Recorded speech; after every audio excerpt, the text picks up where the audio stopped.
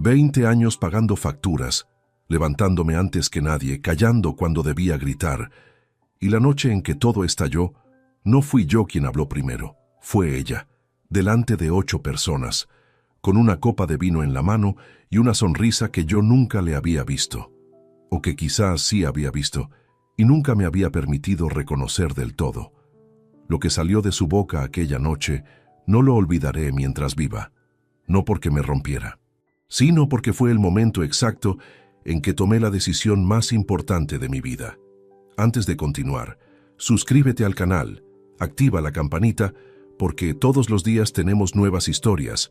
Deja tu like y cuéntanos en los comentarios desde qué ciudad nos estás viendo. Mi nombre es Salvador Quiroga Medina, tengo 53 años, soy contador público desde hace 26 y llevo casado con Begoña Lara Villanueva 22 años, 4 meses y 16 días. Aunque hoy al decir ese número en voz alta, ya no siento el peso que solía sentir. Siento otra cosa, una claridad fría que solo llega cuando uno ha cruzado al otro lado de algo muy grande y comprende que ya no hay manera de volver atrás. Soy un hombre de números. Me formé en la Complutense a finales de los 80 y aprendí desde temprano de mi padre Ernesto Quiroga que el dinero no se exhibe, se administra, se protege, se hace crecer en silencio. Con esa filosofía construí mi carrera y con esa misma filosofía estaba a punto de desmontar, con calma y con precisión, todo lo que alguien creyó poder quitarme. Aquella noche era sábado, un sábado de finales de octubre, con ese frío seco que llega a Madrid antes de que uno se dé cuenta de que el otoño ya está encima. Begoña había insistido semanas antes en organizar una cena en casa. 8 personas, 2 matrimonios amigos suyos, una prima con su marido y una compañera de trabajo con su pareja. Yo los conocía de cumpleaños y saludos ocasionales. No eran mis amigos, nunca lo habían sido, pero tampoco lo cuestioné. Era parte del trato no escrito de un matrimonio largo. Preparé la mesa yo mismo esa tarde, porque Begoña estaba en el salón de belleza y porque, si esperaba a que ella lo hiciera, la mesa no estaría lista cuando llegaran los primeros invitados. Saqué el mantel blanco con el bordado en los extremos, el que compramos en un viaje a Toledo hace más de 15 años. Lo extendí con cuidado. Doblé las servilletas en triángulo, coloqué los cubiertos con la separación que corresponde. Bajé las botellas de vino que guardaba en el armario del pasillo para estas ocasiones y revisé que los vasos estuvieran limpios uno por uno. Lo hice sin prisa, en silencio, sin que nadie me lo pidiera, sin esperar que nadie lo notara. Y nadie lo notó. Los invitados llegaron entre las 9 y las 9:30. Begoña los recibió en la puerta con besos y con esa energía expansiva que tenía cuando quería impresionar a alguien. Yo serví las bebidas, calenté los entrantes, respondí con cortesía cuando alguien me dirigía la palabra. Era un papel que conocía bien, el marido discreto, el que estaba ahí pero no ocupaba demasiado espacio en la conversación ni en la memoria de nadie. Esa noche, sin embargo, algo en el ambiente me producía una incomodidad que no lograba ubicar con precisión. Como cuando revisas un balance y los números cuadran, pero algo en el resultado final no te convence. Llevas años haciendo esto y reconoces la señal, aunque todavía no veas dónde está el error. Begoña empezó a beber antes de que llegara el primer invitado. Lo vi en la cocina mientras yo organizaba los platos. Se sirvió una copa larga y se la bebió casi entera antes de que sonara el timbre por primera vez. No dije nada. En 22 años había aprendido que ciertos comentarios en ciertos momentos no producen ningún resultado útil. Durante la primera hora, la cena fue razonablemente normal. Conversaciones sobre los precios de la electricidad, sobre una serie que todo el mundo veía menos yo, sobre un restaurante nuevo en Chamberí que supuestamente valía la pena. La mesa tenía esa atmósfera cálida y ligeramente artificial de las cenas donde nadie se conoce del todo, pero todos fingen que sí. El olor del guiso que había dejado a fuego lento todavía flotaba en el aire del salón.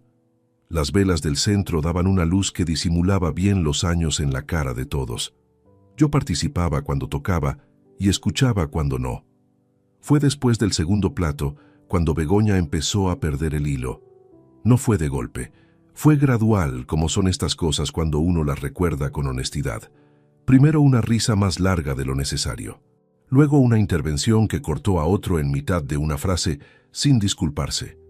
Después empezó a hablar de dinero, lo que costaba mantener el apartamento, lo que habían pagado unos conocidos por unas vacaciones en Canarias, lo que ganaba el marido de su prima, que acababa de comprarse un coche nuevo que a Begoña le parecía sencillamente magnífico. «Claro, es que hay quien tiene ambición», dijo en algún momento, con ese tono a medias entre la broma y la afirmación seria. Nadie respondió. Yo tampoco. Fue entonces cuando se giró hacia mí. «Míralo», dijo, con la copa en la mano y la voz alta y clara para que todos escucharan sin ningún esfuerzo. 20 años y no tiene nada. Un fracasado sin dinero. ¿A que sí, Salvador? El silencio que siguió fue de los que no se olvidan. No fue el silencio incómodo habitual de cuando alguien dice algo inapropiado en una reunión social. Fue otra cosa. Fue un silencio de cristal.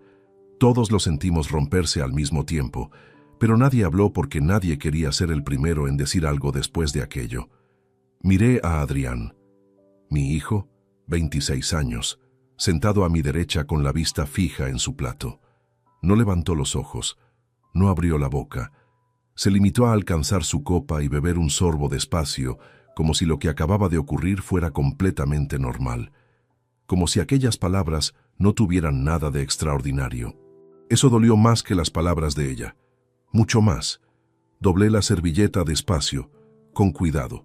La dejé sobre la mesa al lado del plato, con la misma precisión con que dejo un documento sobre el escritorio cuando he terminado de revisarlo y no hay nada más que agregar. Me levanté sin prisa, sin mirar a nadie, sin decir una sola palabra. Caminé por el pasillo con pasos regulares, empujé la puerta del dormitorio y la cerré con suavidad al otro lado. No di un portazo. No era necesario. Nunca lo es cuando uno ya ha tomado una decisión. Me senté en el borde de la cama, en la oscuridad. Las voces llegaban amortiguadas desde el comedor, el tintineo de las copas, alguien que retomaba la conversación con demasiado entusiasmo para disimular el silencio anterior, y la voz de Begoña que volvía a reírse como si nada hubiera pasado.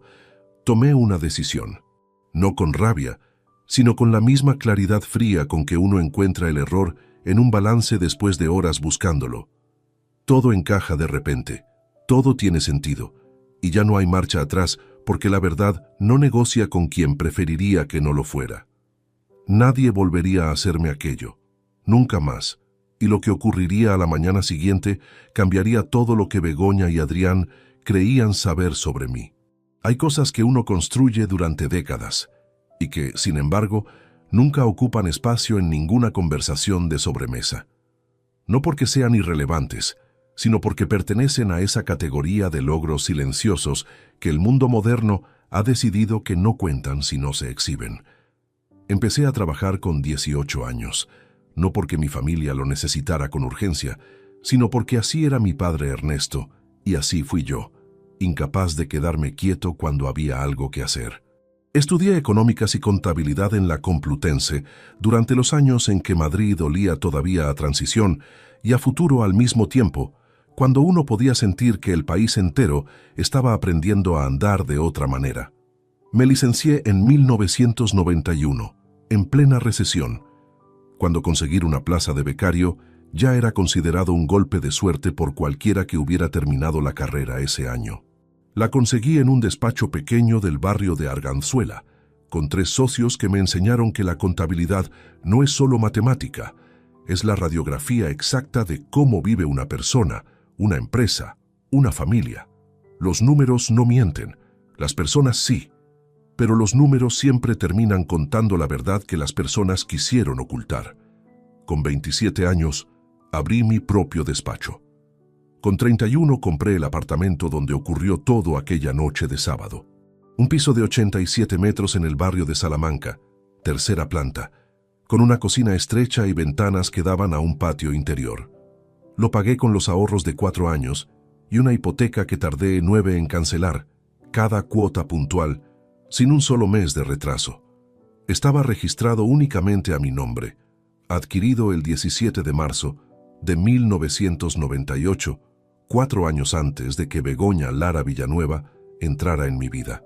La conocí en una cena de empresa en 2001. Era directa, con una energía que entonces interpreté como vitalidad y que, con el paso del tiempo, aprendí a reconocer como algo bastante más complejo. Nos casamos en junio de 2002, con una ceremonia discreta en una iglesia del barrio de Retiro y una comida en un restaurante de la calle Serrano que reservé con 6 meses de antelación. No fue una boda ostentosa. Tampoco fue lo que ella hubiera querido, aunque en aquel momento no lo formuló con esa claridad. Los primeros años funcionaron, o al menos eso creo honestamente al revisarlos desde aquí. Adrián nació en 2003. Begoña dejó su trabajo de auxiliar administrativa cuando el niño tenía 2 años, y yo nunca le pedí que volviera porque los ingresos del despacho cubrían todo sin dificultad. Compramos un coche, reformamos la cocina, pasábamos los veranos en la costa levantina. Era una vida ordenada, predecible, estructurada, el tipo de existencia que yo había edificado para ser exactamente eso, estable. Pero Begoña tenía una relación complicada con lo que poseíamos, no con la cantidad, sino con la apariencia. Le incomodaba que el apartamento no tuviera garaje, que las vacaciones fueran siempre en agosto, como cualquier familia, y no en algún destino que mereciera ser contado. Le incomodaba que yo no llevara marcas visibles, que el coche que compramos en 2014 fuera un berlina funcional y no algo llamativo. Yo escuchaba esas conversaciones con la paciencia de quien sabe que responder solo extiende el problema, y seguía haciendo lo único que sabía hacer bien: trabajar, proteger, administrar. Lo que no registré con suficiente atención fue que ese malestar fue creciendo de forma callada y sistemática durante años, alimentado por comparaciones constantes con las vidas de sus amigas. Begoña frecuentaba mujeres cuyos maridos compraban bolsos sin consultar, organizaban escapadas a destinos que salían en las revistas, renovaban el coche cada 3 años como quien cambia de temporada. Yo no era ese hombre, nunca lo había prometido ser. Debo ser honesto en este punto, porque contar esto a medias no tiene ningún valor. Yo también contribuí a esa distancia. Hubo años en que el despacho absorbió demasiado tiempo, noches en que llegaba tarde y Adrián ya dormía, celebraciones que recordé pero no viví con la presencia que requerían. Fui un proveedor constante y un marido emocionalmente ausente en proporciones iguales, y eso dejó un espacio que nunca me ocupé de cerrar con la atención debida. No lo menciono para aliviar su responsabilidad. Lo menciono porque es verdad y porque ignorarlo convertiría esta historia en algo más cómodo pero completamente deshonesto. Lo que Begoña hizo con ese espacio, sin embargo, fue una elección propia, y las elecciones, tarde o temprano, producen consecuencias que ningún silencio puede detener indefinidamente. Lo que sí advertía, aunque sin acabar de nombrarlo, era que en los últimos 4 o 5 años, la distancia entre nosotros había dejado de ser el desgaste natural de un matrimonio largo y se había convertido en algo diferente. Conversaciones que se acortaban sin motivo aparente. Fines de semana en que ella salía con sus amigas y regresaba tarde sin demasiadas explicaciones.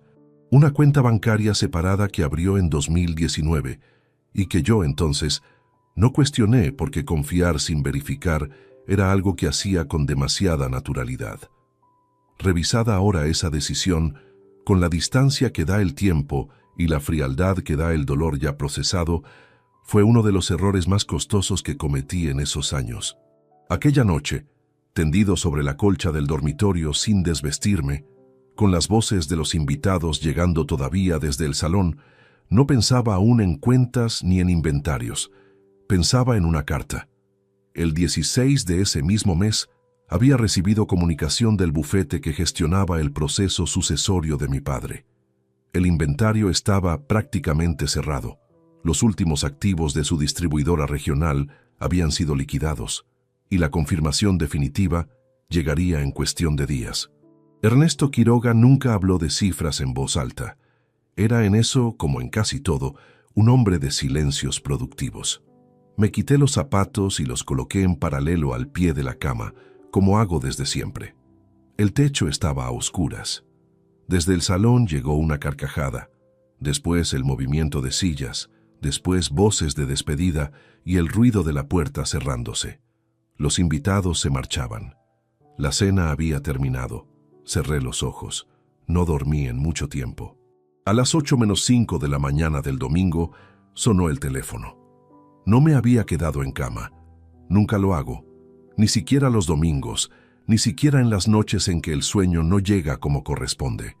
Hay rutinas que uno adquiere con los años y que terminan siendo más resistentes que el cansancio acumulado. Me había duchado, me había vestido con ropa cómoda, había puesto el café a calentar con los mismos movimientos automáticos de siempre. El apartamento estaba en silencio completo. Begoña dormía al fondo del pasillo con la puerta cerrada, exactamente como había llegado de la cena, sin disculpa, sin ninguna palabra de por medio, con esa naturalidad que solo es posible cuando uno ha perdido completamente la noción del daño que acaba de causar. El teléfono estaba sobre la encimera, vi el nombre en la pantalla, Geraldo Prats Soler, Banco Sabadell. Lo reconocí sin dificultad. Era el gestor patrimonial asignado al proceso sucesorio de mi padre varios meses atrás. Un hombre metódico y de pocas palabras con quien había hablado en 3 ocasiones anteriores, siempre por cuestiones administrativas, siempre sin cifras definitivas todavía disponibles. Descolgué. Buenos días, señor Quiroga. Espero que sea buen momento para usted. Le llamo porque la transferencia ha sido ejecutada esta madrugada y quería confirmárselo personalmente antes de que recibiera la notificación formal por correo. Le respondí que sí, que adelante. Lo que vino después lo recibí de pie, con la taza en la mano y la mirada fija en la ventana de la cocina, donde la luz del domingo de octubre entraba pálida y sin calor a través del cristal. Yo sabía desde hacía meses que heredaría algo de mi padre. Lo sabía desde que el bufete notarial me contactó por primera vez para informarme de que el inventario estaba abierto y que yo era el único beneficiario declarado en el testamento. Ernesto Quiroga no tuvo más hijos. Mi madre había fallecido en 2011. No existían otros herederos directos en ningún grado relevante. Lo que desconocía, porque los activos de la distribuidora habían tardado en liquidarse por completo y varias aplicaciones financieras permanecían pendientes de trámites sucesorios específicos, era el número final. Ese número exacto que Geraldo Prats Soler pronunció aquella mañana con la entonación uniforme de quien lee en voz alta un documento que lleva semanas preparado. 4.083.240 euros. Una vez descontados todos los gastos del proceso y aplicados los impuestos correspondientes. No respondí durante unos segundos, no por reacción dramática, sino porque las cifras de esa magnitud requieren un instante de calibración antes de que uno pueda contestar con la cabeza funcionando correctamente. Llevo toda la vida profesional trabajando con números y sé perfectamente que una cantidad importante necesita ese breve momento para pasar de ser una abstracción verbal a algo que el cerebro registra como concreto y real. Perfecto, dije. Gracias, Geraldo. Pasaré esta semana por la oficina para revisar la documentación completa. Cuando guste, señor Quiroga. Ya tengo preparado el resumen detallado de los activos transferidos y el desglose fiscal completo. Solo necesita confirmar fecha y hora. El martes a las 10, si puede ser. Perfecto, aquí le espero. Colgué. Dejé el teléfono sobre la encimera con la misma calma con que lo había cogido. Llevé la taza a los labios y bebí un sorbo que todavía quemaba un poco. Y ese pequeño ardor en la garganta me pareció perfectamente adecuado para ese momento concreto. Al fondo del pasillo, Begoña seguía durmiendo. 4.083.240 euros, construidos a lo largo de décadas por un hombre que nunca levantó la voz, que nunca exhibió nada frente a nadie, que levantó su distribuidora regional pieza a pieza desde 1974, hasta que la vendió en 2019 por 2.300.000 euros y que los últimos años de su vida los dedicó no a gastar, sino a ordenar, a aplicar, a conservar, con la misma paciencia con que había tardado 45 años en acumular todo aquello. Ernesto Quiroga murió en febrero de 2022, un martes por la mañana, de una insuficiencia cardíaca que no anunció nada con anticipación. Lo encontraron en su sillón del salón, con el periódico en el regazo, como si simplemente se hubiera quedado dormido entre una página y la siguiente. Nunca habló de dinero en voz alta. Era una norma suya desde siempre, y yo la aprendí de él sin que nunca me la explicara de forma directa. El patrimonio que se comenta en público empieza a ser considerado ajeno por quienes lo escuchan. Lo que se administra en silencio se protege con dignidad. Durante 22 años de matrimonio, Begoña no mostró el menor interés por la familia de mi padre, por su distribuidora ni por el proceso del inventario que llevaba meses tramitándose. No una sola vez me preguntó cómo avanzaban los trámites. No mostró ninguna curiosidad por lo que pudiera quedar de aquella empresa que él había fundado trabajando desde muy joven. Esa indiferencia que durante todo ese tiempo yo había interpretado como respeto hacia mis asuntos propios, aquella mañana de domingo la veía con una claridad completamente diferente. Nunca se molestó en mirar porque nunca creyó que hubiera algo que valiera la pena ver. Me terminé el café frente a la ventana. La calle estaba casi desierta a esa hora. Un hombre paseaba un perro en la acera de enfrente. Una furgoneta de reparto giró por la esquina y desapareció. El sonido de Madrid a las 8 de la mañana de un domingo tiene una honestidad particular. La ciudad sin actuación, sin ritmo forzado, simplemente existiendo. Pensé en Ernesto, en cómo habría respondido él si hubiera estado ahí para presenciar lo de la noche anterior en ese comedor. Era un hombre de gestos precisos y palabras escasas, y lo conocí lo suficiente para saber que su reacción no habría sido de rabia, sino de algo bastante más difícil de nombrar. Esa decepción tranquila de quien reconoce que una persona no era lo que aparentaba, y lo siente más por el tiempo entregado que por el daño recibido. Fui al cuarto que usaba como despacho doméstico. Abrí el cajón inferior izquierdo del escritorio y saqué una carpeta de cartón azul.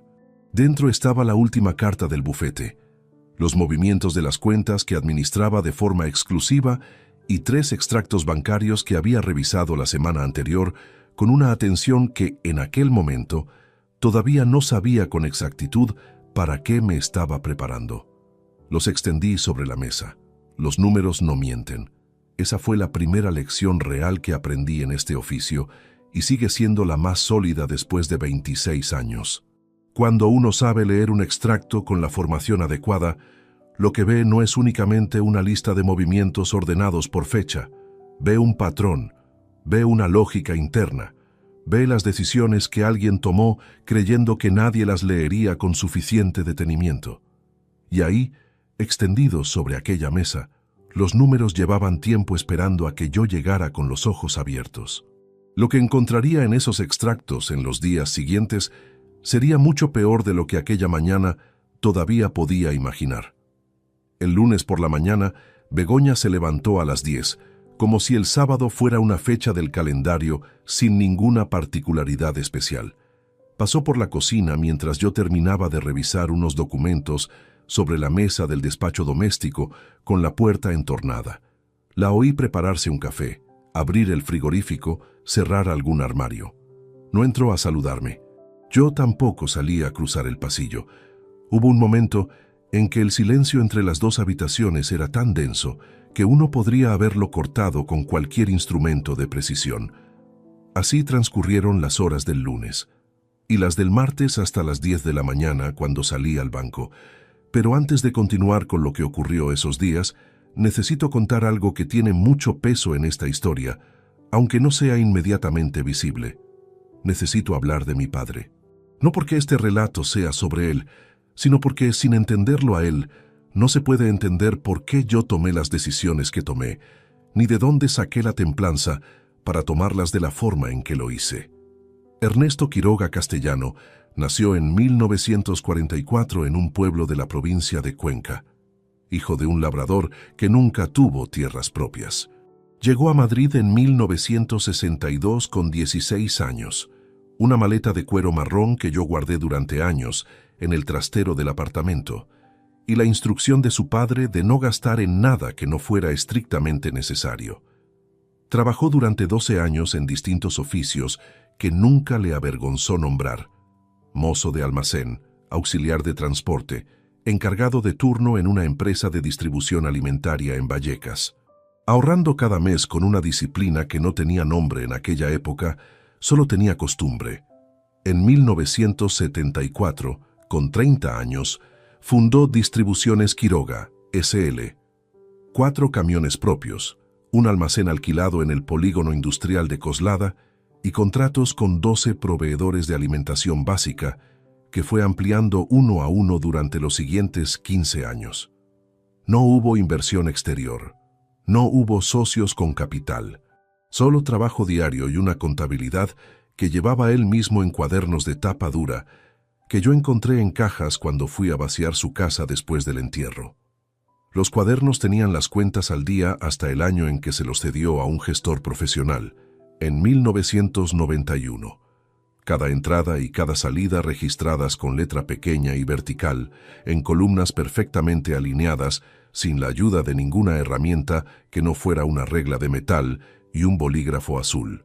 Cuando los revisé por primera vez, aquellos cuadernos me produjeron una emoción que no esperaba.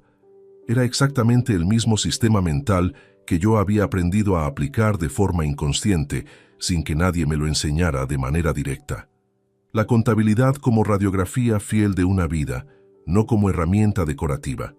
De su boca nunca salió una cifra en ninguna conversación, ni en las cenas de Navidad, ni en las comidas del domingo, ni en los cumpleaños, ni en ningún momento en que hubiera otras personas presentes.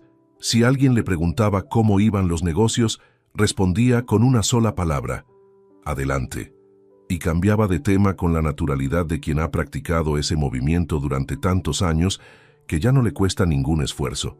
Me enseñó eso sin decírmelo, que es la única manera en que ciertas cosas se enseñan de verdad. Lo que sí me dijo, una sola vez, fue algo que no olvidé desde entonces. Tenía yo 24 años y acababa de conseguir mis primeros clientes propios. Me invitó a comer en un restaurante del barrio que frecuentaba desde los años 70, uno de esos locales con manteles de tela y camareros que conocen tu pedido habitual sin que lo pronuncies. A los postres, mientras sostenía la taza de café con las 2 manos, me miró con esa atención directa que usaba cuando algo le importaba de verdad y me dijo: «Lo que construyas para ti, constrúyelo solo. Lo que sea de los dos será tuyo a medias, y a medias nunca es suficiente protección». No añadió ninguna explicación, no hacía falta. Cuando en 2002 decidí casarme con Begoña, el apartamento del barrio de Salamanca llevaba 4 años registrado únicamente a mi nombre. No fue un cálculo frío ni una señal de desconfianza hacia ella.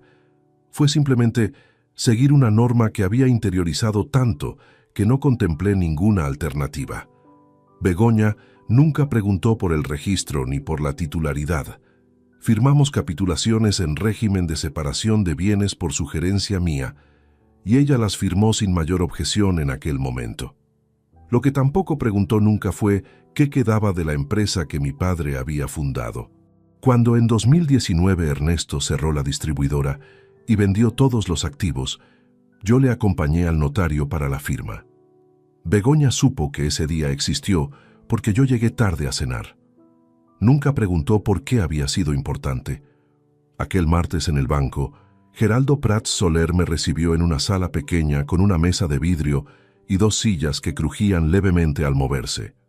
Era un hombre de unos 55 años, cabello gris peinado con orden, chaqueta azul marino.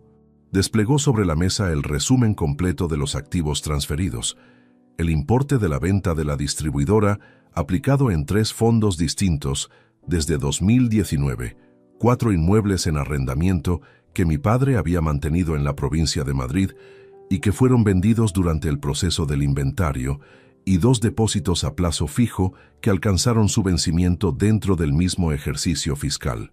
Todo sumaba con exactitud los 4.083.240 euros que había escuchado el domingo por teléfono. Revisé cada línea. Hice 3 anotaciones en el margen del documento, con el bolígrafo que siempre llevo en el bolsillo interior de la chaqueta. Geraldo me observó trabajar sin interrumpir, que es el comportamiento de alguien que sabe distinguir cuándo una persona necesita espacio y cuándo necesita explicaciones. Todo en orden, dije al terminar. ¿Alguna duda sobre la fiscalidad aplicada? Ninguna. El cálculo es correcto. Guardé la copia en la carpeta, estreché su mano y salí a la calle.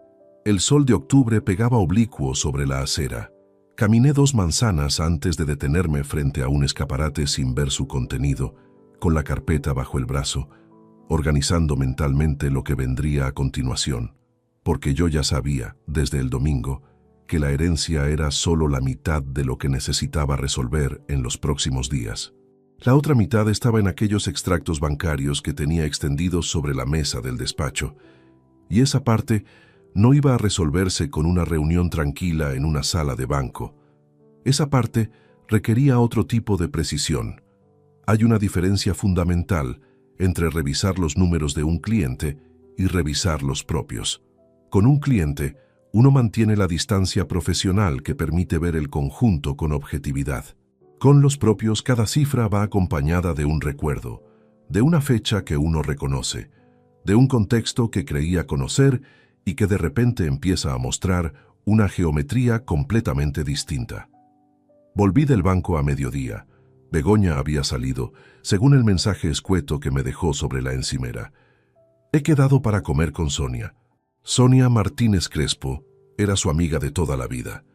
Una mujer de 46 años, divorciada desde 2017 y con una opinión firme sobre los maridos en general que yo nunca había compartido, pero que tampoco me había parecido relevante cuestionar. Me guardé ese detalle sin analizarlo todavía y me fui directo al despacho. Extendí sobre la mesa los 5 años de extractos bancarios de la cuenta conjunta que usábamos para los gastos domésticos. Los organicé por ejercicio fiscal, por trimestre, por mes. Saqué mi bloc de notas de papel cuadriculado, el mismo modelo que uso desde hace 15 años, y empecé a trabajar de la misma forma en que lo hago cuando audito una empresa con irregularidades sospechosas, sin hipótesis previas, dejando que los propios números construyan el relato. Las 2 primeras horas no encontré nada inusual: suministros, alimentación, seguros, cuotas de comunidad, compras recurrentes. El patrón de gasto doméstico de una familia de 3 personas en Madrid. Perfectamente, dentro de los márgenes esperables para nuestro nivel de ingresos. Anoté las medias mensuales por categoría, con la rutina automática de quien lleva décadas haciendo esta misma operación con expedientes de terceros. Fue en los extractos del tercer trimestre de 2020 cuando apareció por primera vez una transferencia de 480 euros, emitida el 16 de septiembre. Beneficiaria BLV. Número de cuenta de un banco que yo no reconocía. Concepto: gastos personales. Lo anoté sin sacar ninguna conclusión. Una transferencia de ese importe hacia una cuenta personal no es, por sí sola, ningún indicador de nada relevante. Continué. Apareció de nuevo en octubre del mismo año. 510 euros. El 18 de octubre, mismo banco, mismo formato de beneficiaria, mismo concepto genérico. Y en noviembre, 490 euros. El 15. Cerré los ojos durante exactamente 10 segundos. Esa es una técnica que aprendí hace años cuando trabajo con datos que empiezan a mostrar una dirección. Detener el análisis un instante antes de que la mente salte a conclusiones que los datos todavía no han confirmado. Los números deben hablar solos. El analista que les pone palabras antes de tiempo contamina su propio trabajo. Abrí el ejercicio de 2019. Revisé desde enero, julio, 390 euros. El 13, agosto, 420 euros. El 16, septiembre, 450. El 11, siempre después del 10º de cada mes. Siempre por debajo de los 500 euros en los primeros meses. Siempre al mismo banco que yo no tenía registrado en ningún lugar de nuestra economía doméstica. Siempre con el mismo concepto que no decía nada concreto. Me levanté, fui a la cocina, Bebí un vaso de agua, volví. Revisé 2021. Los importes habían crecido. Ya no estaban entre los 400 y los 500 euros. Estaban entre los 600 y los 800. La frecuencia seguía siendo mensual. La fecha seguía respetando ese margen posterior al décimo. El patrón era demasiado regular para ser descuido. Los gastos impulsivos no tienen esa geometría. Los gastos impulsivos varían en importe, en fecha, en destinatario. Lo que tenía delante de mí era deliberado. Alguien había trazado esa curva con plena conciencia de lo que estaba construyendo. Me detuve aquí un momento, porque necesito ser preciso en algo. En ese instante concreto, sentado frente a aquellos extractos con el bolígrafo en la mano, yo no sentí rabia. Lo que sentí fue algo más frío y más difícil de describir. La misma sensación que tuve la primera vez, con 22 años, cuando detecté un fraude contable en los libros de un cliente y comprendí que llevar 2 años trabajando en esa empresa no me había servido para verlo antes. Una mezcla de claridad repentina y vergüenza silenciosa por haber mirado tantas veces sin ver. Calculé el total acumulado desde julio de 2019 hasta el mes anterior a aquel octubre. 87.340 euros transferidos en cuotas regulares, distribuidas con una precisión que yo mismo habría calificado de profesional si la hubiera encontrado en los libros de cualquier otra persona. 87.340 euros que yo había ganado levantándome a las 7 de la mañana durante 4 años, visitando clientes, cerrando declaraciones fiscales, resolviendo auditorías. 4 años de trabajo convirtiéndose en una columna de cifras pequeñas que alguien había sangrado con paciencia y método, confiando en que yo nunca miraría con la suficiente atención. Esa confianza era, de hecho, el elemento más revelador de todo el asunto. Quien había diseñado ese patrón me conocía bien. Sabía que yo no revisaba los gastos domésticos línea por línea porque confiaba. Sabía que una cantidad por debajo de los 500 euros no activaría ninguna alerta en mi cabeza. Sabía que el concepto genérico era suficiente, porque yo nunca había cuestionado los gastos personales de nadie que viviera bajo ese techo. Había sido utilizada, con precisión calculada, la misma confianza que yo consideraba una virtud del matrimonio. Anoté el número total en el blog. Lo encerré en un rectángulo, como hago con los datos que necesitan atención prioritaria en cualquier expediente. Lo que todavía no sabía era a dónde iba ese dinero exactamente una vez que llegaba a esa cuenta que yo no reconocía. El número de cuenta de destino era real, estaba registrado y pertenecía a una entidad bancaria operativa. Pero el destinatario final, el uso concreto de esos fondos, todavía era una incógnita, que los extractos domésticos solos no podían resolver. Esa respuesta requería otro tipo de herramienta. Guardé los papeles en la carpeta azul, la misma donde tenía ya la documentación del banco. La coloqué en el cajón inferior del escritorio y lo cerré con llave, que era algo que no hacía habitualmente porque hasta aquella semana no había tenido razón concreta para hacerlo. Antes de acostarme esa noche, busqué en mi agenda el número de Marcos Fuentes Izquierdo. Lo había conocido 3 años atrás en un seminario de fiscalidad patrimonial, un abogado especializado en derecho de familia y gestión de bienes con el que había intercambiado tarjetas y alguna conversación breve sobre casos que se solapaban entre su especialidad y la mía. Nunca habíamos trabajado juntos, pero recordaba su nombre con claridad, porque era uno de esos profesionales que hablan poco y razonan en voz alta con una precisión que uno reconoce inmediatamente cuando lleva suficientes años en esto. Le escribí un mensaje de texto corto. Le pedí una reunión discreta para esa misma semana, sin detallar nada más, que era un asunto personal, que era urgente. Respondió en menos de 10 minutos. Mañana miércoles a las 17. Confirme. Confirmé. Apagué la lámpara del escritorio. El apartamento estaba en silencio. Begoña había vuelto a última hora de la tarde y se había encerrado en el dormitorio sin cruzar palabra conmigo, lo cual, en aquellas circunstancias, me resultaba una comodidad que no esperaba agradecer. Esa noche sí dormí, No bien, pero dormí. Porque hay algo en tener un plan concreto que aquieta el tipo de tensión que no tiene salida cuando uno se queda sin ningún paso siguiente que dar. Y yo ya tenía el siguiente paso. El domingo por la tarde llamé a Adrián. No lo hice con ningún plan particular respecto a esa conversación.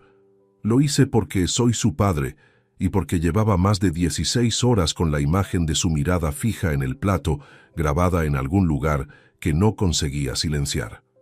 Hay cosas que uno puede aparcar con disciplina mental: la rabia, la humillación pública, incluso la traición cuando todavía no tiene nombre completo. Pero la imagen de un hijo mirando hacia abajo mientras su padre es destruido delante de 8 personas tiene una persistencia particular que no cede con facilidad. Respondió al segundo tono: papá, así, sin más, con esa neutralidad que los jóvenes de su generación han convertido en un escudo tan habitual que ya no distinguen cuándo lo están usando y cuándo no. Le dije que quería hablar, que no hacía falta que viniera al apartamento, que podíamos quedar en cualquier sitio tranquilo. Me respondió que estaba en su piso y que podía acercarse si yo quería. Quedamos en el bar de la esquina de su calle, uno de esos locales de barrio con mesas de fórmica y una televisión encendida en el fondo que nadie mira realmente. Llegué antes que él. Pedí un café solo y esperé. Adrián tiene 26 años y se parece a mí en la estructura de la mandíbula y en la forma de andar, pero en poco más. Es un muchacho de gestos abiertos, de conversación fácil cuando está cómodo, de un optimismo natural que yo siempre atribuí a la ventaja de haber crecido sin las carencias materiales que formaron el carácter de mi padre y, en menor medida, el mío. Estaba cursando el segundo año de un máster en Administración de Empresas en una escuela privada de Madrid, con matrícula, libros y parte del alquiler de su piso sufragados íntegramente por mí. Una inversión que había asumido sin condiciones y sin registro contable de ningún tipo, porque era mi hijo y porque en eso no apliqué nunca la lógica de los números. Se sentó frente a mí, pidió un agua. Me miró con esa expresión ligeramente defensiva que uno adopta cuando sabe que viene una conversación difícil y preferiría que no llegara. Le pregunté directamente cómo había visto lo de la noche anterior. Hubo una pausa, corta pero suficientemente larga para revelar que había ensayado alguna versión de su respuesta. Papá, mamá había bebido, ya sabes cómo se pone. Le dije que sí, que lo sabía, y que precisamente porque lo sabía, esperaba que alguien en esa mesa hubiera dicho algo. Otra pausa. No iba a ponerme en medio de eso. Le expliqué, con la voz plana que uso cuando controlo deliberadamente el tono, que no le pedía que se hubiera puesto en medio de nada, que bastaba con no quedarse inmóvil, que hay momentos en que el silencio no es neutralidad sino una declaración de posición, y que él tenía edad suficiente para saber la diferencia. Fue entonces cuando ocurrió lo que convirtió aquella conversación en algo que no esperaba. Adrián dejó el vaso sobre la mesa, me miró sin apartar la vista y dijo: «Mamá solo dijo lo que todos pensamos». No lo dijo con crueldad, lo dijo con esa convicción tranquila de alguien que lleva tiempo creyendo algo y finalmente encuentra el momento de pronunciarlo en voz alta. Y eso fue precisamente lo que lo hizo tan difícil de escuchar. No respondí de inmediato. Fijé la vista en la taza de café durante varios segundos. El televisor del fondo emitía el audio de algún programa de tarde. Alguien en la barra pedía la cuenta. El mundo continuaba con su ruido habitual, completamente ajeno a lo que acababa de ocurrir en esa mesa de fórmica. Lo que entendí en ese momento fue algo que no había contemplado con suficiente claridad hasta entonces. El resentimiento de Begoña no había vivido únicamente en ella. Había tenido un segundo habitante durante años. Las conversaciones que yo nunca presencié, los comentarios de sobremesa cuando yo llegaba tarde del despacho, las valoraciones sobre mi manera de gestionar el dinero, sobre mis prioridades, sobre lo que yo era y lo que no era. Todo eso había encontrado en Adrián un receptor que escuchó durante años, sin que yo supiera que esas conversaciones existían. Le pregunté qué era exactamente lo que todos pensaban. Me dijo que era un hombre que trabajaba mucho, pero que no había sabido construir nada que se viera, que sus amigos tenían padres con casas en la sierra, con coches distintos, con vacaciones que se contaban, que él había crecido viendo a sus compañeros tener cosas que nosotros no teníamos, y que eso había pesado. Lo escuché hasta el final sin interrumpirlo. Eso también lo aprendí de mi padre, dejar que una persona termine de hablar antes de responder, porque lo que dice después de la primera frase es frecuentemente más revelador que la frase misma. Cuando terminó, le pregunté si sabía cuánto costaba el máster que estaba cursando. Dijo que sí. Le pregunté si sabía en qué banco estaba domiciliado el pago mensual de su alquiler. No respondió. Le dije que el apartamento donde vivía, el de la calle Serrano donde llevaba 23 años, estaba pagado. Que no debía nada a nadie. Que mi despacho tenía 12 clientes fijos, 4 empleados con sus nóminas al día y una reputación construida sin un solo expediente sancionador en 26 años de ejercicio. Y que ninguna de esas cosas tenía valor para quien mide la vida por lo que se exhibe en una conversación de sábado por la noche. Adrián no respondió nada a eso. Dejé el importe exacto del café sobre la mesa, me levanté y me fui sin abrazarlo. No por rabia, sino porque hay distancias que se abren en un momento concreto y que ya no se cierran volviendo a sentarse en la misma silla. Esa noche, en el despacho de casa con la puerta cerrada, ocurrió algo que no había esperado.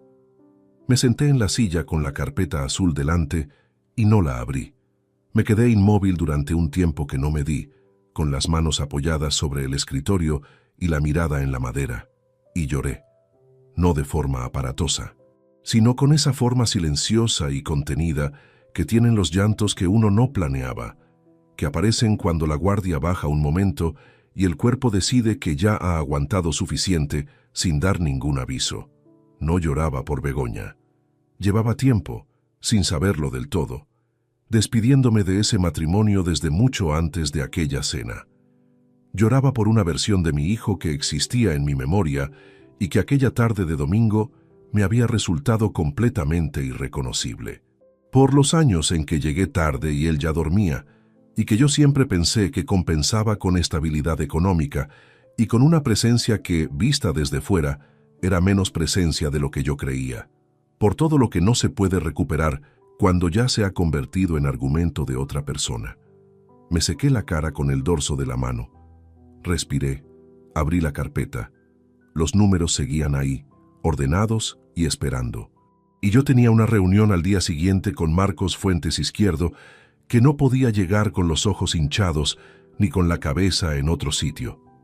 Guardé lo que sentía en el lugar donde guardo todo lo que no puede interferir con el trabajo. Es un sitio que uno construye con los años sin que nadie te lo enseñe. Un compartimento que no es frialdad ni indiferencia. Es simplemente la diferencia entre el hombre que siente y el hombre que actúa.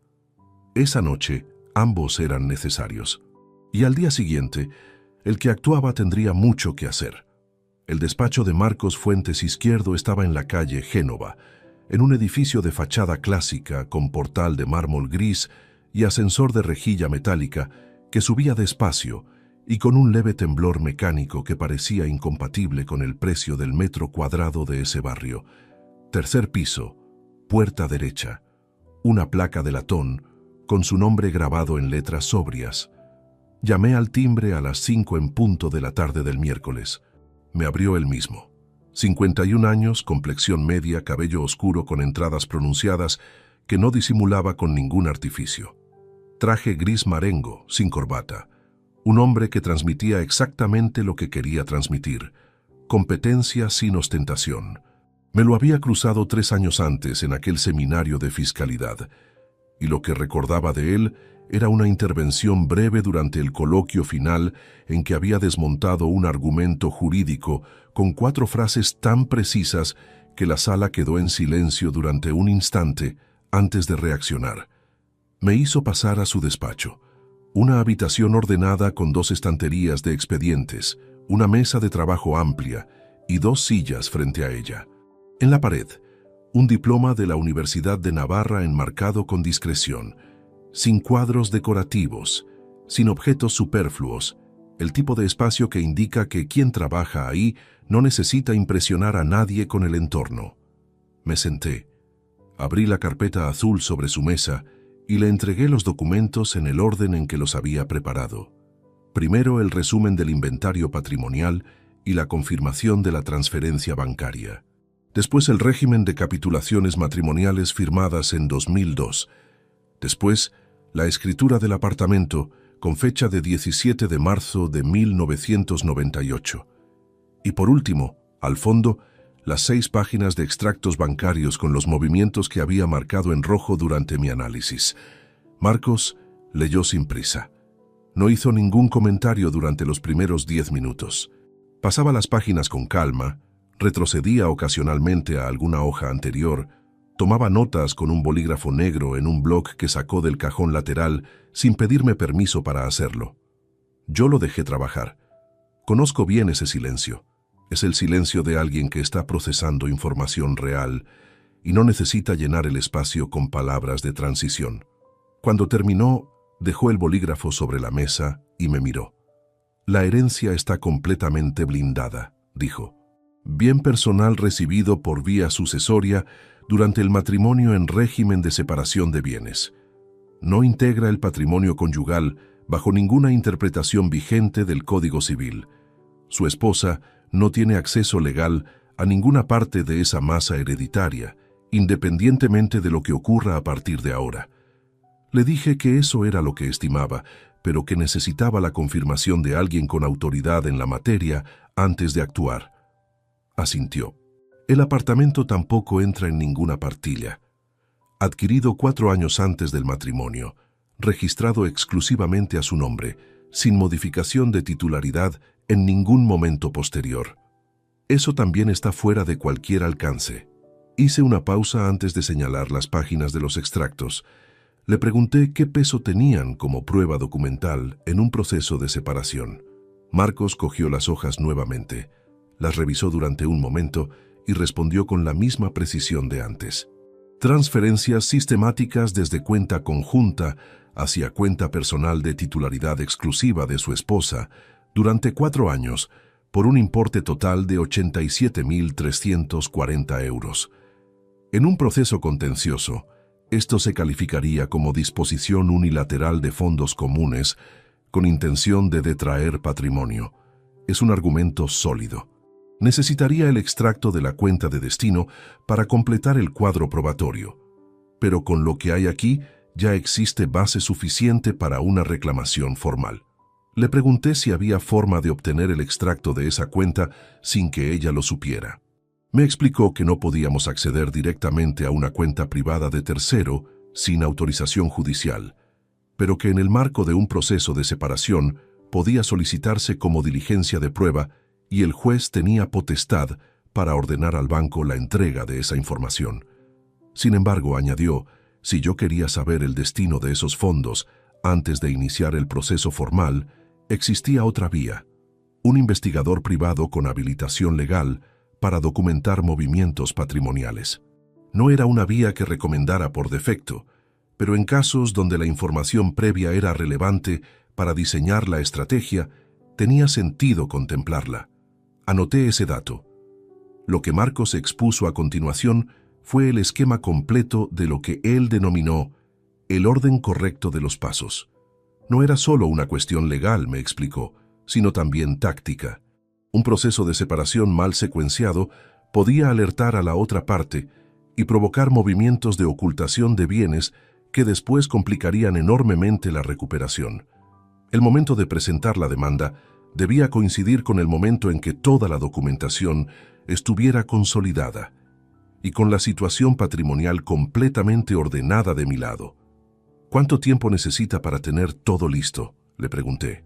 3 semanas desde hoy, si usted me entrega los documentos complementarios que le voy a pedir. Registro actualizado de todos los bienes a su nombre, certificado de saldo de todas las cuentas en la fecha que fijemos, y cualquier comunicación escrita o digital que considere relevante como respaldo documental. Le dije que lo tendría en 4 días. Trabajé el resto de esa semana y la siguiente con la misma concentración que pongo en una auditoría compleja. Por las mañanas atendía el despacho con normalidad. Los clientes, las declaraciones pendientes, las reuniones de cierre de trimestre, todo funcionando en su ritmo habitual, porque cualquier alteración en la rutina profesional habría sido visible para personas que me conocían desde hacía años. Por las tardes, en casa, con Begoña ausente, o en el dormitorio con la puerta cerrada, como era ya la dinámica habitual de aquellos días, preparaba la documentación que Marcos necesitaba. En ese intervalo ocurrió algo que no tenía previsto. Un jueves por la tarde, mientras yo organizaba el último bloque de documentos sobre la mesa del despacho doméstico, escuché la puerta del apartamento. Eran las 7 menos cuarto. Begoña no solía volver antes de las 8. Recogí los papeles con rapidez y los metí en la carpeta, pero no tuve tiempo de guardarla en el cajón antes de que ella asomara la cabeza por la puerta entornada del despacho. Me miró la mesa. Había una carpeta de cartón azul visible, cerrada, con el borde de 2 folios asomando por el lateral. ¿Qué es eso? No alteré el tono. Le dije que era un expediente de un cliente con una inspección fiscal pendiente, que lo había traído a casa porque necesitaba terminar el análisis sin interrupciones. Se quedó un instante en el umbral con una expresión que no era exactamente desconfianza, pero que tampoco era indiferencia completa. Luego dijo que iba a preparar la cena y desapareció por el pasillo. Me quedé inmóvil durante varios segundos con la carpeta en las manos y el corazón latiendo a un ritmo que no era el habitual. Si ella hubiera dado 2 pasos hacia la mesa, si hubiera cogido la carpeta, si hubiera abierto la primera hoja y visto el membrete del Banco Sabadell y mi nombre impreso debajo del concepto de transferencia sucesoria, todo el trabajo de las últimas semanas habría quedado expuesto en ese instante, y la ventaja que yo había construido con paciencia se habría evaporado antes de poder utilizarla. No la abrió. Guardé la carpeta en el cajón, eché la llave y la metí en el bolsillo de la chaqueta. A partir de ese día, los documentos salían del despacho cada noche y regresaban solo cuando yo estaba seguro de que el apartamento estaba solo. 3 días después, entregué el último bloque de documentación a Marcos. Me llamó esa misma tarde para confirmar la recepción. Su voz tenía esa cadencia uniforme de quien trabaja con asuntos graves con tanta regularidad que el peso de ellos ya no se le nota en el habla. Todo en orden, Salvador. Podemos fijar la fecha. Le dije que cuando él considerara que estaba todo consolidado, la semana que viene, el martes. Colgué. Fui a la ventana del despacho y miré la calle. Era media tarde y la luz de octubre caía ya con ese ángulo bajo que alarga las sombras sobre el asfalto. 3 semanas atrás, en esa misma ventana, había sostenido una taza de café mientras Begoña dormía, y el número de 4.083.240 euros se instalaba en mi cabeza por primera vez. Mucho había cambiado desde entonces, y Begoña, al otro lado del pasillo, todavía no sabía absolutamente nada de lo que estaba a punto de llegar. El viernes antes del martes en que todo terminaría, Begoña preparó lentejas. No era un hecho extraordinario en sí mismo, pero las lentejas con chorizo eran el plato que ella hacía desde el principio del matrimonio, cada vez que el frío de verdad llegaba a Madrid, con ese punto de pimentón ahumado que yo nunca conseguía replicar cuando lo intentaba. Y ese viernes de finales de octubre las preparó sin que nadie se lo pidiera, con la olla express silbando en la cocina a mediodía y ese olor denso y familiar extendiéndose por todo el apartamento. Me llamó a comer con una voz que no tenía la carga de las últimas semanas. Puso los platos en la mesa pequeña de la cocina, que era donde comíamos cuando no había visitas, y se sentó frente a mí, con una expresión que reconocí de años atrás, una apertura cautelosa, el gesto de alguien que está tanteando un terreno sin pronunciar todavía las palabras que realmente quiere decir. Comimos durante un rato sin hablar demasiado. Me preguntó cómo iba el despacho. Le respondí que bien, que el cierre de trimestre había sido limpio. Me contó que había hablado con su madre por teléfono y que no se encontraba bien del todo. Asentí. Le dije que lo sentía. Fue entonces cuando dejó la cuchara sobre el plato y me miró de una forma que no había usado en mucho tiempo. «Salvador, ¿estás bien?» No era una pregunta defensiva ni estratégica. Era la pregunta de alguien que lleva días observando a otra persona y finalmente decide pronunciarla en voz alta. Y en su tono había algo que me costó identificar al principio, porque llevaba demasiado tiempo sin escucharlo. Una preocupación genuina. No la preocupación de quien teme perder algo, sino la de quien mira a alguien que conoce desde hace 22 años y detecta que algo en ese hombre ya no está donde solía estar. Le dije que sí, que estaba bien, que tenía mucho trabajo y poco sueño, pero que estaba bien. Asintió despacio. No insistió. Siguió comiendo. Debo ser honesto en esto, porque sería demasiado cómodo omitirlo. En ese momento, sentado frente a ella con el plato de lentejas que ella había preparado sin que nadie se lo pidiera, hubo un instante de una fracción de segundo en que pensé en lo que habíamos sido antes de que todo se fuera rompiendo por los bordes, sin que ninguno de los dos lo nombrara con la claridad que requería. Recordé una tarde en el año 2008, cuando Adrián tenía 5 años y el país empezaba a tambalearse con la primera gran crisis. Y Begoña y yo nos quedamos despiertos hasta las 2 de la madrugada en esa misma cocina, haciendo cuentas sobre la mesa para ver cómo ajustábamos los gastos, si algún cliente grande del despacho cancelaba el contrato. Ella tenía un blog y yo tenía la calculadora, y los dos trabajamos juntos durante horas con una compenetración tranquila que en aquel momento me pareció lo más natural del mundo. Esa mujer, y la que había gritado «fracasado» delante de 8 personas, eran la misma persona, y eso era algo que no podía simplificarse sin perder una parte importante de la verdad. Pero una cosa es reconocer la complejidad de alguien, y otra es dejar que esa complejidad anule lo que esa misma persona eligió construir durante años a espaldas tuyas. Terminé el plato. La ayudé a recoger la mesa y volví al despacho. Lo que me había faltado cerrar antes del martes era la cuestión del destino de los 87.340 euros. Marcos me había explicado que para el proceso legal no era imprescindible saberlo. Los movimientos documentados desde la cuenta conjunta eran suficientes como prueba de disposición unilateral de fondos. Pero yo no soy solo abogado de mis propios asuntos. Soy contador. Y un contador que cierra un expediente con una columna sin cuadrar no ha cerrado nada. A través de Marcos, había contactado con un investigador privado con habilitación legal, Tomás Vergara Ibáñez, 58 años, exfuncionario de la Unidad de Delitos Económicos de la Policía Nacional y ahora en ejercicio independiente con licencia vigente. No era un hombre de muchas palabras, como pude comprobar en la única llamada que mantuvimos. Me pidió el número de cuenta de destino, el período de análisis y 3 días para trabajar. Me llamó el jueves por la tarde con un informe verbal que recogí por escrito en mi blog mientras hablaba. La cuenta a nombre de Begoña Lara Villanueva, en la entidad que yo no reconocía, había sido utilizada como cuenta puente. Los fondos ingresados allí eran transferidos, habitualmente en un plazo de 4 a 8 días, a una segunda cuenta en otra entidad. Esa segunda cuenta presentaba movimientos regulares de pago a un arrendador, gastos de mantenimiento recurrentes y compras en comercios de decoración y mobiliario. El arrendador correspondía a un inmueble de 49 metros cuadrados en el barrio de Chamberí, alquilado desde enero de 2020. Le pregunté si había nombre de arrendatario. Me lo dio. No era un nombre que yo conociera.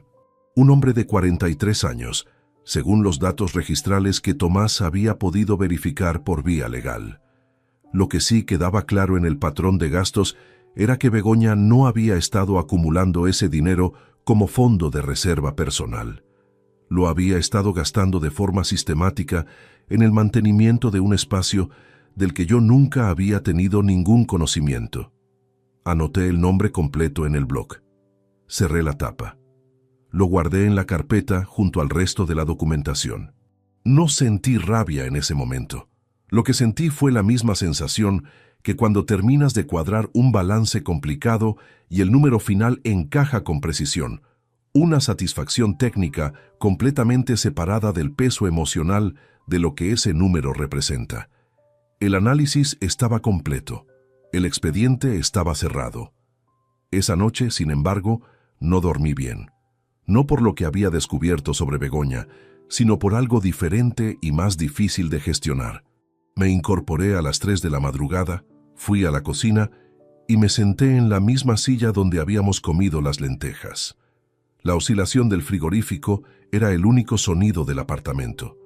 Pensé en los 49 metros en Chamberí, pensé en enero de 2020, que era el mes en que Adrián empezó el bachillerato y yo cerré el mejor ejercicio fiscal de mi carrera. Mientras yo celebraba ese año como un punto alto de todo lo que había construido, otra cosa se estaba construyendo en paralelo con mi propio dinero. Permanecí en esa silla durante 40 minutos, sin mover nada excepto la respiración. No lloraba. Ya no quedaba nada que necesitara ese tipo de salida. Lo que quedaba era solo el peso concreto de lo que significa descubrir que has vivido 2 vidas al mismo tiempo sin saberlo, y que una de ellas nunca fue tuya. A las 4:20 volví a la cama. El sábado y el domingo transcurrieron sin incidentes notables. Begoña salió el sábado por la tarde y regresó a las 9. El domingo leí, revisé un expediente de trabajo, cociné algo sencillo para los dos. La superficie de esos 2 días era completamente normal. Por debajo, el martes se acercaba con la puntualidad implacable de los plazos que uno mismo ha fijado. El lunes por la noche, preparé la carpeta definitiva. Todos los documentos en el orden que Marcos me había indicado. La escritura del apartamento encima. El resumen del inventario debajo. Los extractos bancarios en el tercer bloque. El informe de Tomás Vergara al fondo, como último argumento. La cerré. La coloqué junto a mi maletín. Al día siguiente, antes de salir, dejaría encima de la mesa del salón algo que Begoña no esperaba encontrar. Y después de ese momento, nada en ese apartamento volvería a ser lo que había sido hasta entonces.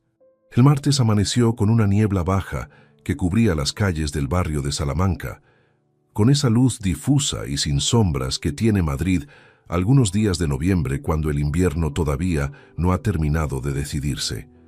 Me levanté a las 6:15, me duché, me afeité con la misma cuchilla que tenía desde hacía semanas, me puse el traje gris que reservo para reuniones con clientes importantes. No porque la mañana lo requiriera en términos de protocolo, sino porque hay actos que merecen que uno llegue a ellos con la dignidad de quien sabe exactamente lo que está haciendo. Preparé café. Bebí una taza de pie frente a la ventana de la cocina, mirando la niebla sobre los tejados. El apartamento seguía en silencio. Begoña no se levantaba antes de las 9:30, salvo compromisos concretos. Eran las 6:42. Fui al salón. Saqué del maletín el sobre que Marcos había preparado la semana anterior. Tamaño folio, papel craft, con mi nombre en el remite y el membrete del despacho de Marcos Fuentes Izquierdo, impreso en la esquina superior izquierda. Dentro estaba la solicitud formal de separación matrimonial con todos los anexos documentales que la respaldaban. Lo coloqué en el centro de la mesa del salón, sobre el mantel de hilo que Begoña había comprado en una tienda de El Escorial hace 4 años y que sacaba solo para las ocasiones que consideraba importantes. Cogí el maletín. Me detuve un segundo en el umbral del pasillo. Al fondo la puerta del dormitorio estaba cerrada. No había ningún sonido. Solo la respiración del apartamento, ese conjunto de crujidos mínimos y corrientes de aire que uno aprende a conocer después de años viviendo en el mismo espacio. Salí. Cerré la puerta principal con suavidad. Bajé las escaleras a pie, como siempre. En la calle, la niebla olía a humedad y a piedra mojada. Caminé hasta la parada del metro con el maletín en la mano, y esa quietud interior que no es ausencia de emoción, sino su forma más ordenada. Saber con exactitud lo que uno siente y haber decidido que ese sentimiento no va a interferir con lo que toca hacer. Tenía una reunión en el despacho a las 9. La atendí. Revisé 2 declaraciones pendientes. Respondí 3 correos. A las 11:15 sonó el teléfono. Era Marcos. «Ya ha llamado», dijo. Su esposa contactó con un abogado esta mañana. Elena Domingo Vargas, especialista en familia. Buena profesional, la conozco. Me ha llamado para comunicarme la representación formal y solicitar una reunión de aproximación antes de que el proceso entre en fase judicial. Le pregunté qué le había respondido. Que estaba disponible para esta tarde a las 5 y que le adelantaría ya en esa llamada que el margen de negociación sobre los bienes que su cliente tiene en mente es inexistente. No con esas palabras exactas, pero sí con esa claridad. Acordamos hablar después de esa reunión y colgué. Las horas siguientes transcurrieron con la lentitud particular de las esperas que uno no puede acelerar. Revisé trabajo, comí algo rápido en un bar cercano al despacho, volví. A las 5:16 me llegó un mensaje de Marcos. Reunión terminada. Te llamo en 10 minutos. Llamó a las 5:22. Me contó la reunión con la precisión de un informe.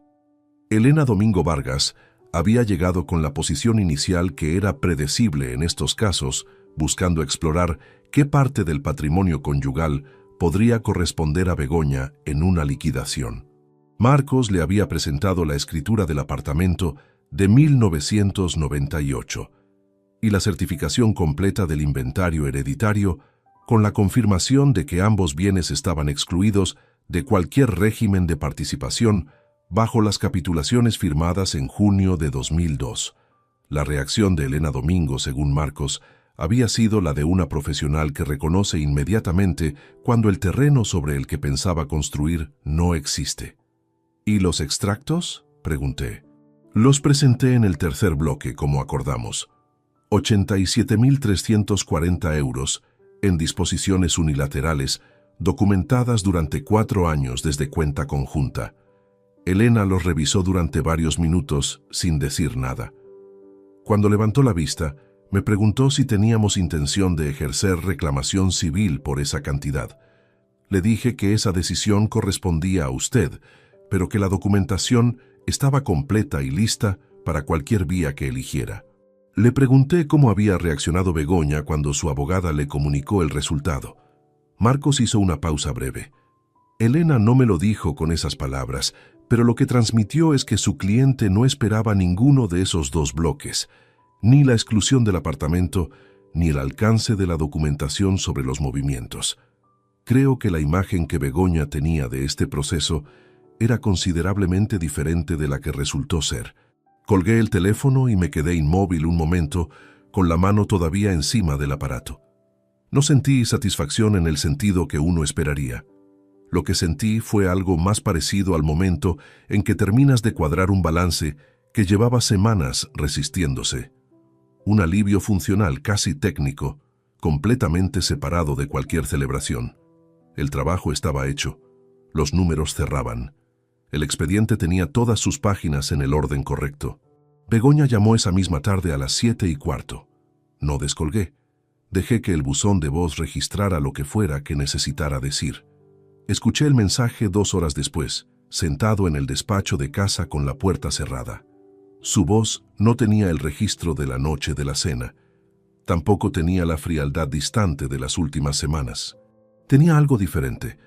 Una fragilidad contenida que yo reconocí porque la había escuchado antes, en otros momentos de crisis de ese matrimonio, y que siempre había funcionado como llave para abrir una conversación que terminaba en un punto sin cambio real. Esta vez no llamé de vuelta. Lo que me resultó más revelador de ese mensaje no fue el tono ni las palabras. Fue lo que no estaba. Ninguna mención a los extractos bancarios, ninguna explicación sobre los 87.340 euros, ninguna referencia al apartamento de Chamberí que Tomás Vergara había documentado. Solo el nombre pronunciado 2 veces y una frase: necesito que hablemos. 22 años de matrimonio y en el momento en que el suelo desaparece, la respuesta es: necesito que hablemos. No era crueldad por mi parte no devolver esa llamada. Era simplemente el reconocimiento de que ciertas conversaciones, cuando llegan demasiado tarde, no son conversaciones. Son aplazamientos del momento inevitable, vestidos con la ropa de la urgencia.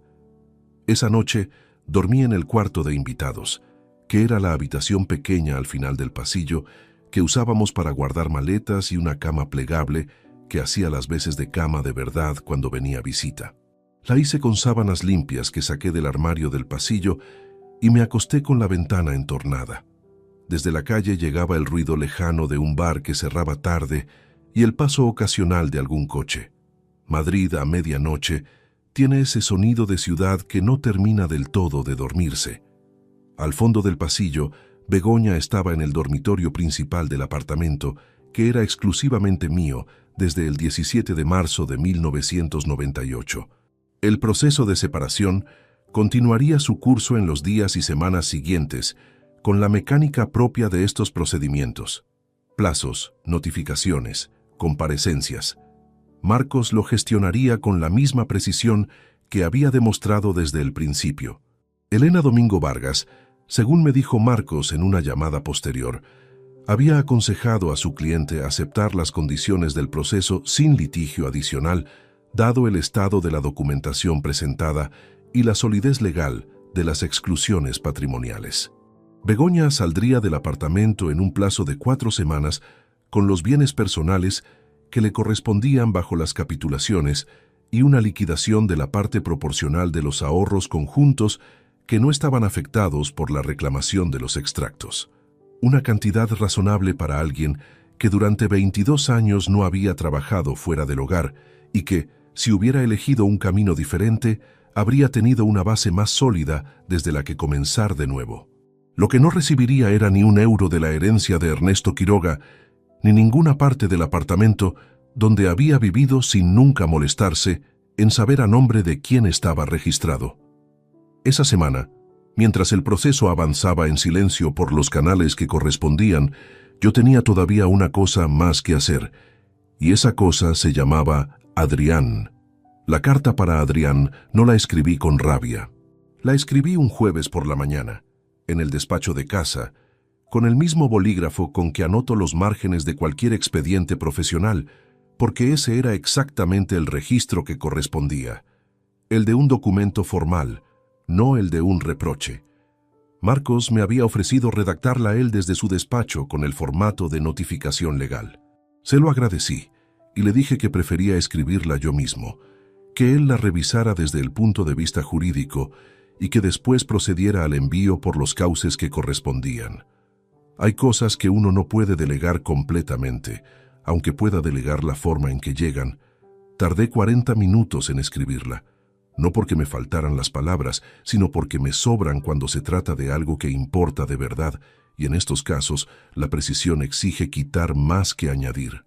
Le informaba de que a partir de la fecha de recepción de esa comunicación, cesaba todo soporte económico de mi parte hacia él, la matrícula del máster, el pago mensual parcial de su alquiler y la cobertura de su póliza de salud privada. Le explicaba que esa decisión no era una reacción impulsiva ni una medida temporal condicionada a ninguna conversación futura. Era una consecuencia directa y permanente de una elección que él había hecho libremente en una tarde de domingo, en un bar de su barrio, cuando me miró a los ojos y me dijo que su madre había dicho lo que todos pensaban. No había acusación en esa carta. No había enumeración de agravios ni petición de disculpa, solo la comunicación limpia de una decisión tomada por un hombre que había financiado durante años la vida de otro y que consideraba cerrado ese ciclo de forma definitiva. Al final añadí una sola frase que no era legal sino personal. Espero que lo que construyas a partir de ahora lo construyas con tus propias manos. Es la única manera en que algo realmente te pertenece. Marcos la revisó, confirmó que era correcta en todos sus aspectos formales, y la envió por conducto notarial ese mismo viernes. Adrián llamó el sábado a las 11 de la mañana. Descolgué porque era mi hijo y porque esquivar esa conversación no formaba parte de lo que había decidido hacer. Habló durante varios minutos. Su voz tenía una mezcla de confusión y algo parecido al miedo que yo no le había escuchado desde que era adolescente.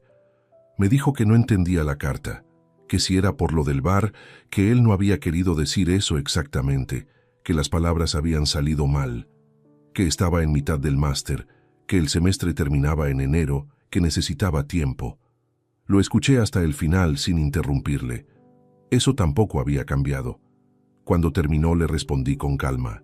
Le dije que la carta era exactamente lo que decía, sin interpretaciones adicionales ni condiciones implícitas, que no estaba enfadado con él, que no le guardaba rencor y que no esperaba ninguna disculpa porque las disculpas no eran el punto.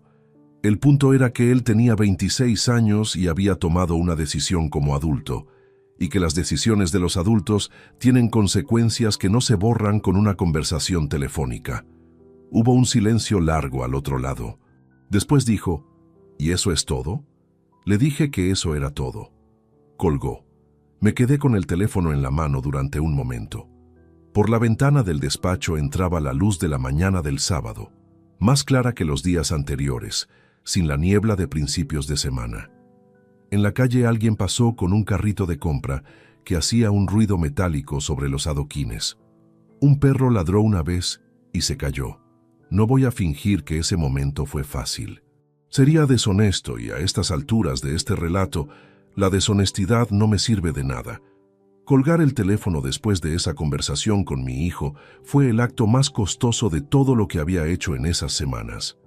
Más que entregar los papeles del divorcio, más que escuchar el informe de Tomás Vergara sobre el apartamento de Chamberí, más que revisar aquellos extractos bancarios línea por línea hasta que el patrón quedó completamente visible. Porque Begoña era una persona que yo había elegido de adulto y que había elegido destruir lo que construimos juntos con plena conciencia de lo que hacía. Pero Adrián era algo diferente. Era alguien a quien yo había fallado en ciertos aspectos con la misma regularidad con que le había sostenido en otros, y separar esas dos realidades sin que una anulara a la otra era un ejercicio que todavía estaba aprendiendo a hacer. Lo que no estaba dispuesto a hacer era confundir ese reconocimiento con una razón para retirar las consecuencias. Hay una diferencia entre entender por qué alguien llega a ser quien es y aceptar que sea exactamente eso sin ningún coste. Mi padre nunca me explicó esa diferencia con palabras, pero la vivió con una coherencia que yo había observado durante décadas sin nombrarla, y en ese sábado de noviembre, con el teléfono todavía en la mano, la entendí por primera vez con total claridad. En los días siguientes, Adrián envió 2 mensajes escritos.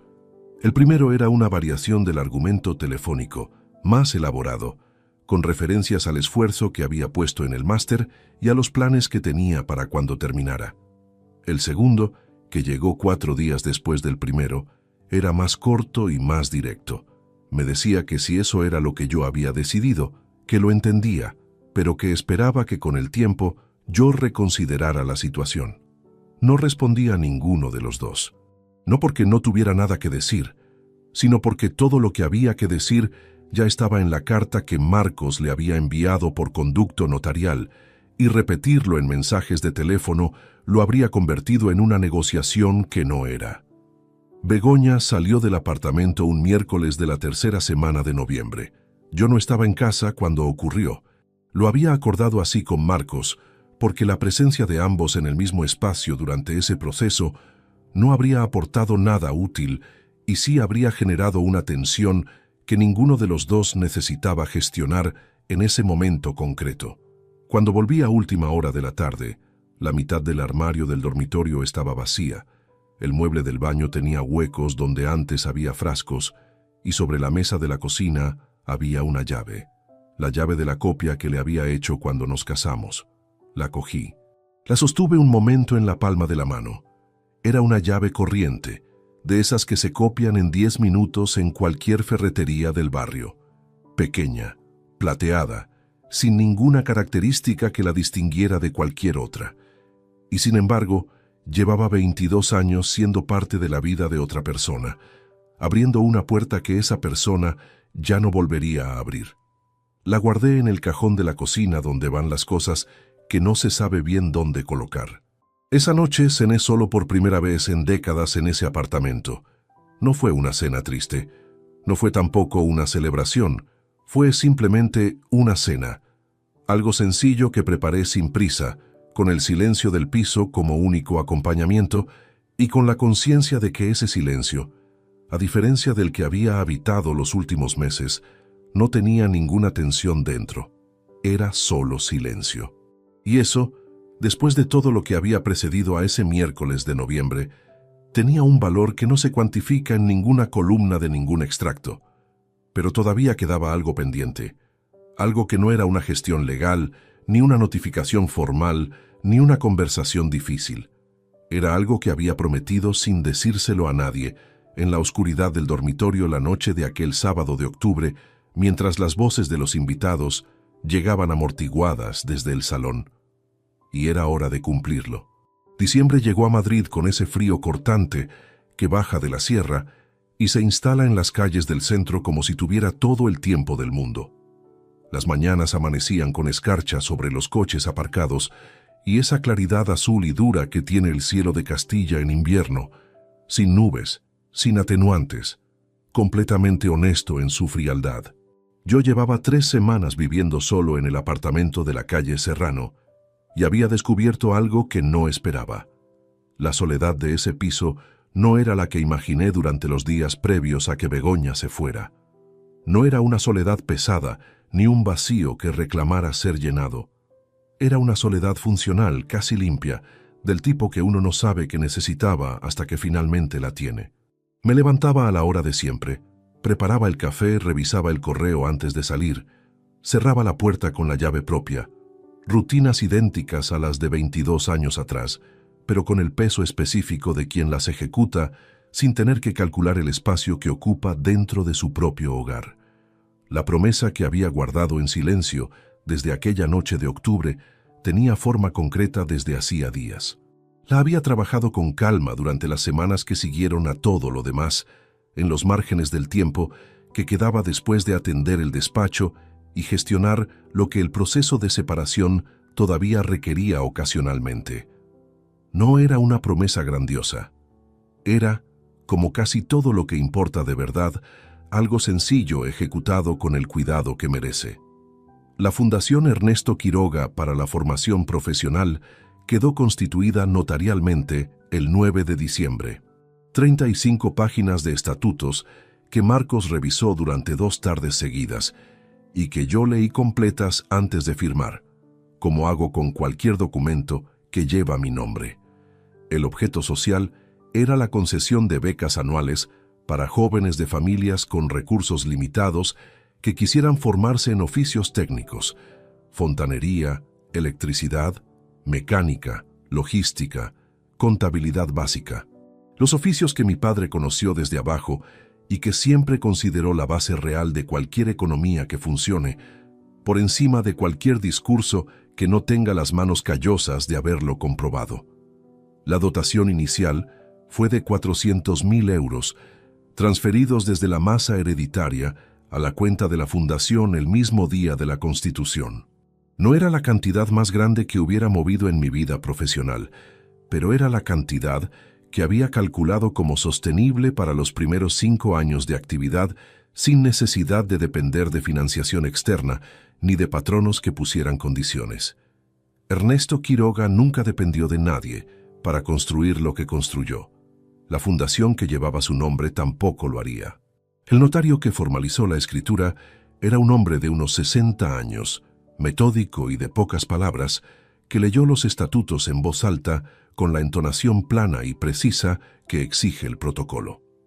Cuando llegó al apartado de la denominación y pronunció el nombre completo de mi padre, Fundación Ernesto Quiroga Castellano para la Formación Profesional, tuve que fijar la vista en la mesa durante un momento, no para disimular nada ante nadie, sino porque ese nombre pronunciado en voz alta, en un despacho notarial, convertido en documento público y permanente, tenía un peso que yo no había anticipado con total exactitud, aunque lo hubiera planificado durante semanas. Mi padre nunca habría pedido algo así.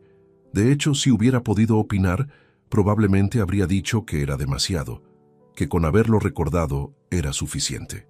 Pero yo había aprendido de él que ciertas cosas se hacen no porque quien las recibe las pida, sino porque quien las da reconoce que hay deudas que no cierran con el silencio, aunque el silencio haya sido siempre el idioma de ambos. Firmé. Guardé la copia de la escritura en la carpeta azul, que ya no tenía la urgencia táctica de las semanas anteriores, pero que seguía siendo el lugar donde iban los documentos que merecen ser conservados con cuidado. En los días siguientes, me reuní 2 veces con la persona que había designado como directora ejecutiva de la fundación, Rosa Ballesteros Vidal, 48 años, trabajadora social con 22 años de experiencia en programas de inserción laboral juvenil en el municipio de Getafe. La conocía de un caso profesional de hace 5 años, en que su organización y mi despacho habían colaborado en la regularización fiscal de una asociación sin ánimo de lucro. Era una mujer directa, con criterio propio y sin ninguna tendencia a adornar las cosas más de lo que eran. Exactamente el perfil que necesitaba alguien que gestionara dinero destinado a jóvenes que no tienen margen para que ese dinero se pierda en burocracia innecesaria. En nuestra segunda reunión, mientras revisábamos el calendario de la primera convocatoria de becas, Rosa me preguntó por qué ese nombre para la fundación. No con indiscreción, sino con la curiosidad directa de alguien que cree que entender el origen de una iniciativa ayuda a ejecutarla con el espíritu correcto. Le conté algo de mi padre. No todo, lo suficiente. Que era un hombre que había llegado a Madrid con 16 años y una maleta de cuero marrón, que había construido una empresa sin un solo socio ni un solo préstamo que no hubiera podido devolver por sus propios medios, y que murió en su sillón con el periódico en el regazo, sin haber pronunciado jamás en público una sola cifra de lo que valía lo que había levantado. Rosa me escuchó sin interrumpir. Cuando terminé dijo: «Entonces la fundación tiene el nombre correcto». No añadí nada más. No hacía falta. Hay algo que no he mencionado todavía y que pertenece a este último tramo de la historia porque no encajaba antes sin romper el ritmo de lo que estaba ocurriendo. Desde aquella noche de octubre, desde el momento exacto en que doblé la servilleta y me levanté de la mesa en silencio, guardé esa servilleta en el cajón de la mesilla del dormitorio, no como reliquia ni como símbolo deliberado. La guardé porque cuando llegué al cuarto y me senté en el borde de la cama en la oscuridad, la seguía teniendo en la mano, y cuando la dejé sobre la mesilla y no la tiré, algo en ese gesto pequeño me dijo que todavía no era el momento de hacerlo. La encontré de nuevo una tarde de diciembre, mientras ordenaba el cajón. Era una servilleta de tela blanca con bordado fino en el borde, del mismo juego que el mantel que yo había extendido esa tarde antes de que llegaran los invitados. La sostuve un momento. Estaba perfectamente doblada en triángulo, exactamente como la había dejado sobre la mesa aquella noche antes de levantarme. El tejido no tenía ninguna marca, ninguna arruga que no fuera la del pliegue. Era, en todos los sentidos visibles, una servilleta completamente ordinaria. Y sin embargo, era la última cosa que mis manos habían tocado en ese comedor antes de que algo en mí tomara la decisión que cambió todo lo que vino después. No con un golpe sobre la mesa, no con una palabra levantada, no con ninguno de los gestos que la situación habría justificado, con el gesto más contenido que existe: doblar algo con cuidado y dejarlo donde corresponde antes de marcharse. La tiré esa tarde, no porque ya no significara nada, sino exactamente por lo contrario, porque ya lo había significado todo lo que necesitaba significar, y conservarla más tiempo habría sido el inicio de algo que yo no tenía ninguna intención de construir, que es la costumbre de vivir mirando hacia atrás. Hay personas que salen de algo como esto convertidas en una versión más dura de lo que eran, más cerradas, más desconfiadas, con esa cicatriz visible que funciona como advertencia permanente a todo lo que viene después. No me reconozco en esa descripción y no creo que sea el camino que produce algo útil a largo plazo. Salí de estos meses con algo diferente, una claridad sobre lo que valoro y lo que no estoy dispuesto a tolerar, que antes existía como intuición vaga y ahora tiene la solidez de algo que ha sido probado bajo presión real. Adrián no ha vuelto a llamar desde aquella conversación del sábado. Quizás lo haga en algún momento, quizás no. Esa puerta no está cerrada con llave, pero tampoco está abierta de par en par esperando. Está simplemente donde la dejé, en su sitio, sin dramatismo, disponible para el día en que él decida cruzarla con los pies sobre el suelo y sin esperar que yo retire las consecuencias de lo que ocurrió como condición previa a cualquier conversación real. Lo que sí sé, con la certeza de quien ha tenido tiempo de pensarlo con calma, es esto. Si algún día Adrián tiene hijos propios y llega el momento en que construye algo con sus propias manos durante años y descubre que alguien a quien ama lo menosprecia en público, espero que recuerde este año. No para imitarme en todo, sino para saber que doblar la servilleta y levantarse en silencio no es resignación. Es el primer movimiento de quien ya sabe exactamente lo que va a hacer a continuación y tiene la paciencia suficiente para esperar el momento correcto. Mi padre nunca levantó la voz para que lo respetaran.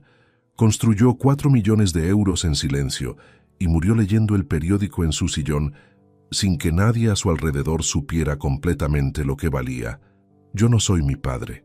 Pero esa mañana de domingo en que Geraldo Prats Soler pronunció ese número por teléfono y yo lo escuché de pie frente a la ventana de la cocina, con la taza en la mano, entendí por fin lo que él había intentado enseñarme durante toda su vida sin usar una sola palabra para hacerlo. El valor de un hombre no se mide en lo que muestra, se mide en lo que construye cuando nadie está mirando, en lo que protege cuando llega el momento de protegerlo y en la forma en que se levanta de la mesa cuando ya no hay nada más que decir. Esa noche de octubre me levanté de la mesa y desde entonces todo lo demás ha ido exactamente como debía ir. Si te gustó esta historia, dale like al video, suscríbete al canal y comparte tus impresiones en los comentarios. Para escuchar la próxima historia, haz clic en la caja de la izquierda. Gracias por vernos.